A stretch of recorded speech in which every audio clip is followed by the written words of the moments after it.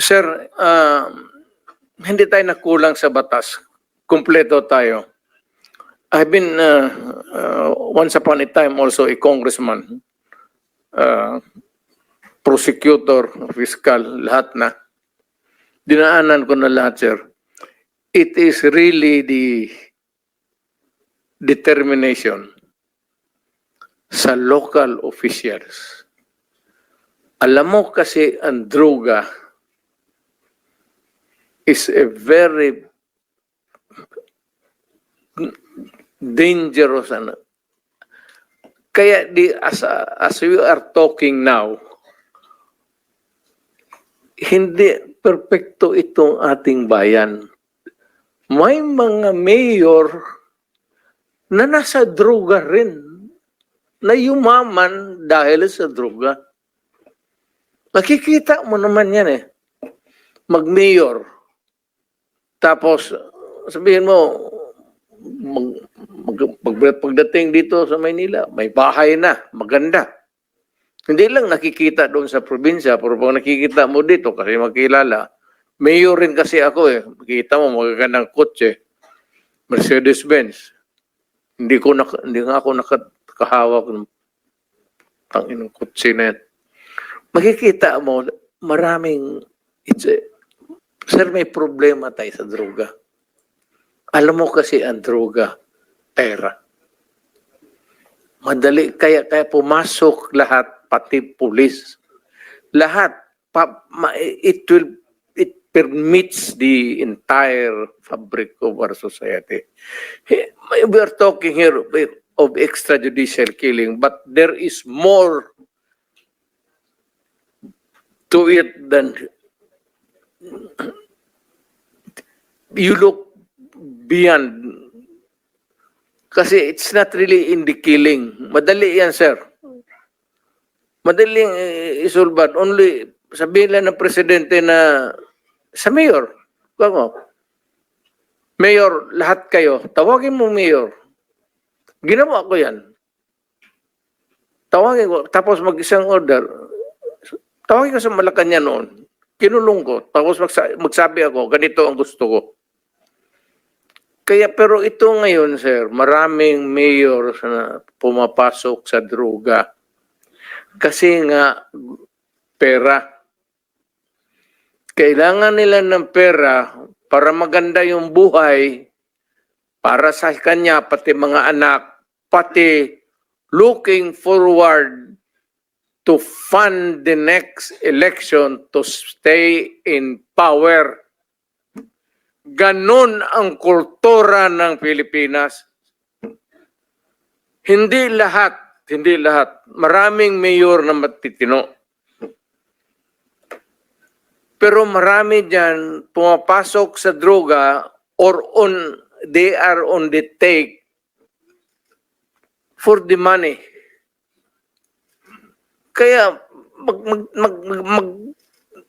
tignan mo lang, kung hindi doon sa kanilang probinsya, dito mo tignan sa Maynila. Kasi ako, mayor kasi ako, marami akong kilalang mayor. I cannot talk about the governors. Yung mayor lang, kasi may mayor, siligman kami. Kung makikita mo lang paglabas ng patatawag kami sa Malacanang, paglabasan niyan, tinitignan ko lang yung mga kotse lang nila. Mercedes-Benz, gano'n. Hindi naman ako nagmilit, pero ako, sorry, Joseph. Thank you, Mr. President. Mr. President, yung binanggit niyo po, no, hindi ho perpekto, may mali, at ang una hong pumapasok sa isip niyo na mali ay yung binanggit niyo po, determination from the LGU side, Mr. President. Yes. And when you say determination from the LGU side, sila po ba kasama ho dito yung implementasyon ng nais niyong polisiya para durugin yung pong at i-address at linisin yung mga drug syndicates, Mr. President? Sir, depende po sa karakter ng mayor. Kasi may mga mayor na, yung complacent, tapos ayaw ng always looking forward to re-election, ayaw ng gulo, ayon magkakaroon ng problema. So itong mayor na kung gusto niya talaga mawala yung droga, ako noon, nung na-mayor ako, I was not looking toward a re-election. Wala sa isip ko yun. Ayan sila, si Bato. Nung nag-mayor ako, sabi ko, hindi ako interesado na ma-re-elected. Putang ina, magtrabaho tayong lahat. Ito ang gusto ko. Pati kayo mga pulis, putang, papatayin ko kayo litsi. Huwag ninyo akong... Kasi pagka-mayor ka na, magpa-ano-ano ka lang, pa-lutay-lutay ka lang, wala mangyari sa Pilipinas, maniwala ka. Lalo na yung mga mayors na pumapasok sa droga, yan ang dapat unahin patayin. Mr. Chair. Thank you, Mr. President. So what I'm getting, Mr. President, is that yung imperfection noong ating programa na War on Drugs, nakabase po doon sa ilang mga local government units na wala ho talagang totoong political will para labanan ito dahil binabanggit nyo nga po, marami or may ilan sa mga LGUs ang pananaw ay ma-re-elect lang. Re-election. Hindi talaga durugin. Ayaw magkaroon ng problema sa re-election niya. Yung iba naman, takot. Lalo na sa probinsya. Lalo na yung nagninegosyo ng droga, may mga baril, tapos may tao. Mr. Chair, with the permission of Senator Villanueva, quick interjection. Yes, Senator Ontiveros is recognized. Salamat kayo, Mr. Chair. Salamat, Senator Villanueva. Just to make of record na sinabi ng dating presidente na yung mga mayor na suspected na involved sa drugs dapat patayin. That is not an acceptable statement ng isang naging presidente tungkol sa mga naging kasama niyang nagtatrabaho sa gobyerno ng mga mayors. For everyone, whether mayor, whether maliit na drug suspect, kahit pa yung mga high-value targets, may due process. And the president of all, dapat ang nag-uphold niyan. So unacceptable po sabihin na ang mga mayor na drug suspect ay dapat patayin. For the record, Mr. Okay, Chair. ma'am. Ganito yan. Mabutit dumating ako dito. Pasalamat talaga ako para lumabas, ilabas na lang natin yung totoo. Alam mo, pagka mayor, pagka sindikato, hindi mo matanggal yan. Hindi mo basta-basta matanggal yan. And they are there, so many stories abound. Hindi na ako kailangan magbigay ng example sa inyo. Dito sa Maynila, mga mayors, pera. It's always money, money, money, money. Kaya pagka nandyan, either they are in cahoots with the law enforcers or yung ibang mayor takot. Yung sa probinsya, kung magka-mayor ka, kaya wag kayo, may nakikinig ngayon, wag kayo magpili ng mayor na pitsugin. Kasi wala talagang mangyari.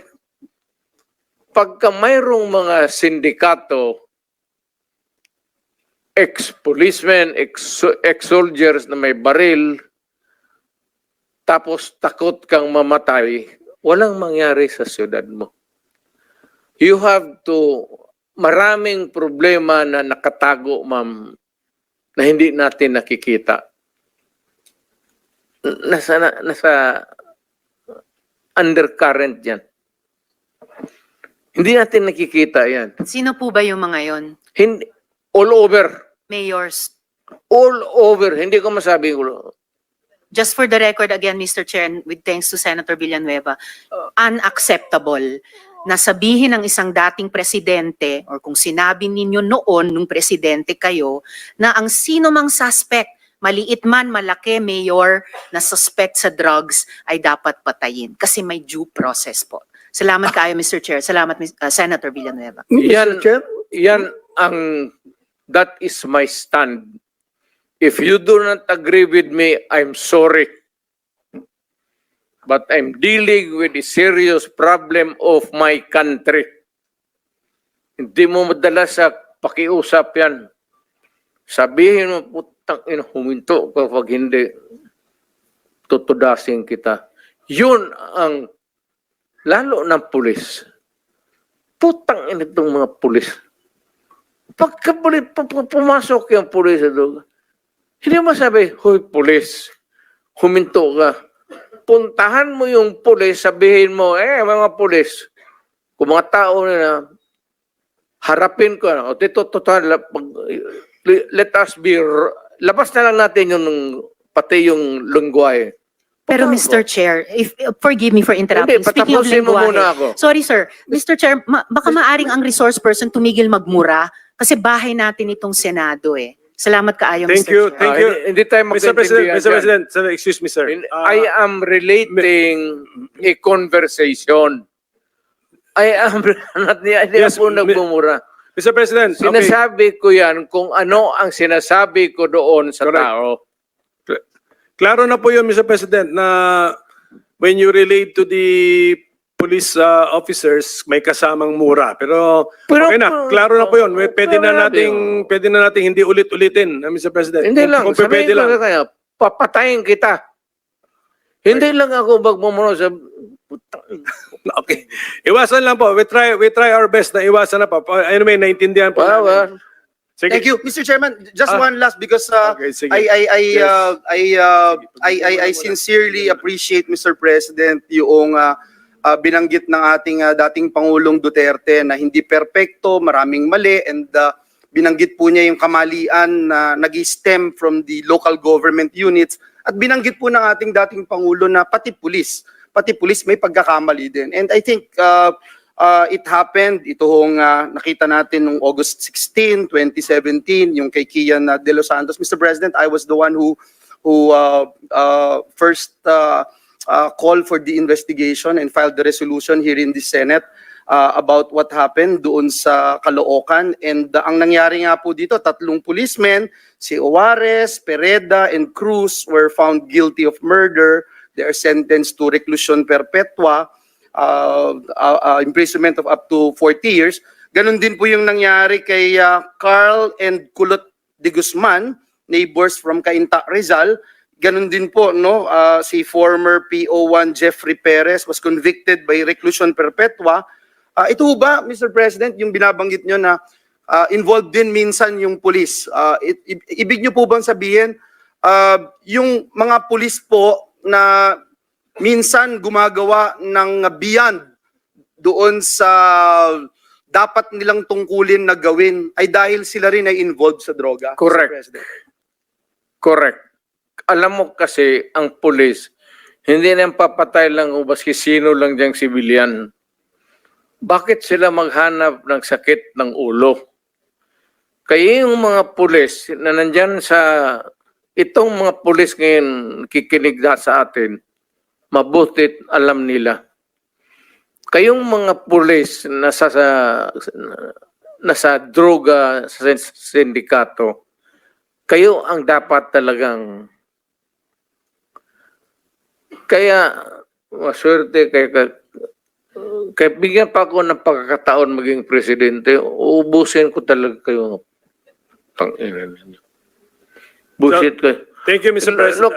Look, ganito kasi, you know, pag hindi ko kasi ginawa yung ginawa ko sa Davao, isasakripisyo ko yung mga bata at isasakripisyo ko yung mga tao and yung pag-progress ng syudad. If I allow the criminals noon, kidnapping dito, kidnapping doon, droga dito, droga noon, magulo ang syudad, yun ang sitwasyon. Nung pumasok ako ng mayor, nag-warning ako. At ang warning ko talaga ganito, wag mong gawin yan kasi papatayin kita. So, ang Davao ngayon, maganda na. Tapos naman sila lahat. Napatay naman. Wala naman siguro maragdag. Kung may gusto, sige.